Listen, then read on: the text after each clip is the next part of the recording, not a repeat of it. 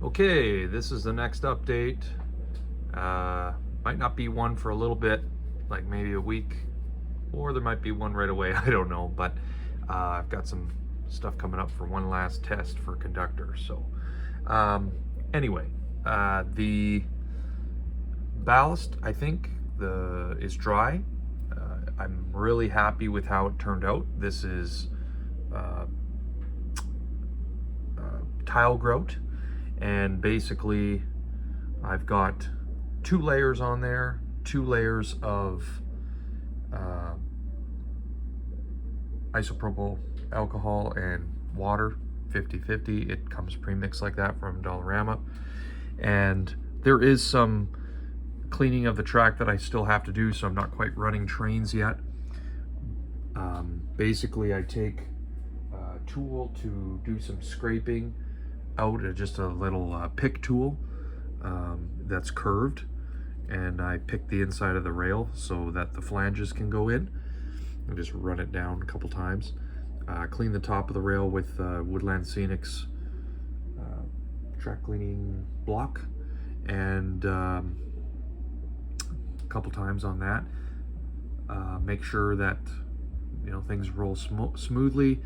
It does take a little bit of extra cleaning, but that's what all ballast is like, I think. The thing is this biscuit color. I love it. It looks like real dirt. It looks like the pictures of Northern Pacific that I look at. It's not the basic black soil or brown that they have on Woodland Scenics, which is ground up foam. To me, it looks like real dirt. So that's why I'm obsessed with using this stuff. And it's really easy to apply. You just sift it on with a little miniature sifting tool, and then brush out some of the excess before you wet it. And when you wet it, because it's grout, it is glued. So I've got to this area here. That's as far as I get. I try to stay around the switches and keep sweeping them out as I'm going. There's always sometimes a little extra, but I'll come back at some point with an airbrush and kind of paint the switches tan. As you can see, I kind of go easy on those areas and a little heavier on the straights. So in here, I've got a little bit heavier in between, and I want to see the ties.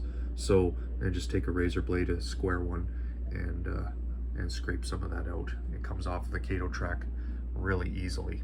So I also applied it to this removable mountain that had a first coat of plaster on it and carving.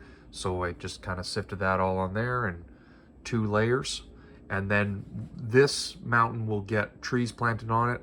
I don't know if I have quite enough, but might have to make some extra. I've got enough supplies made up. So, and then I'll have to plaster this little forgotten section. And once that's done, I'll remove the mountain again. And then I think I'm glued here, maybe not, but either way, I'll glue my track down with hot glue, all this part, and then I will do the same ballast treatment. There you can see a unballasted section compared to a ballasted one. And once there's trees on it, even here I want more trees. So, but it's a start. And up here I haven't replaced the track back into spot. I've got it apart still. So I want some more trees in the back area.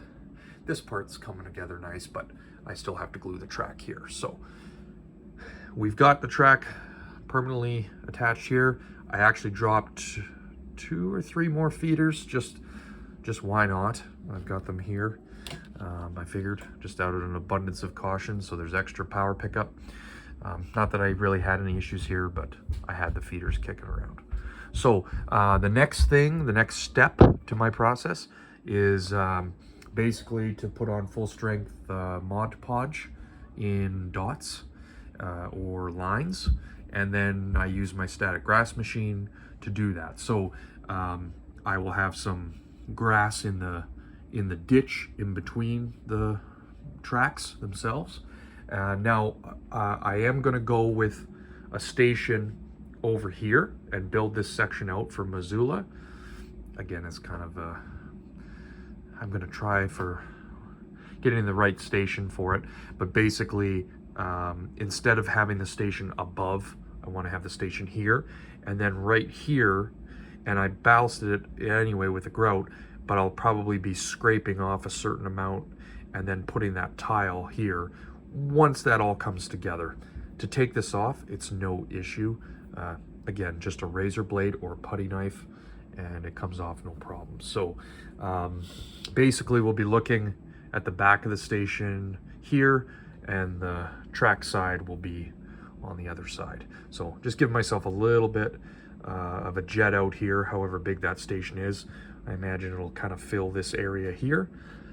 I mean, there is a possibility I could put it further down as well, but anyway, probably there. That decision will get made at some point. And yeah, there is a couple areas that I want to touch up, like right here. I didn't get quite enough, as you can see, I guess, compared to over here. And the thing is, it is kind of a heavy coat in some of the areas, but if you look, some of it's bang on. So not a big deal. Just come by with a little bit of that extra, and you just wet it, and it'll be dry. So just, you know, a couple coats to make sure it soaks in. So you don't have to mess around with spraying glue. That's why I like this. You're spraying water on it, and water isn't going to make your track have adhesive on it, which is going to attract dirt, and so cleaning the track is a lot easier.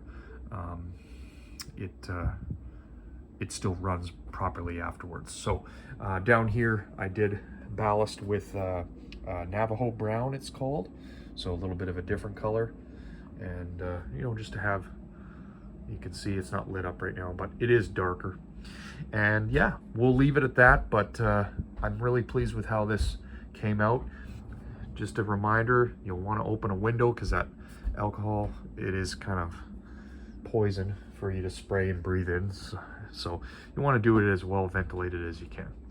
All right, we'll talk to you soon, but this is how it's starting to come together, this wall. So 20 feet of end scale to soon drop off some passengers at.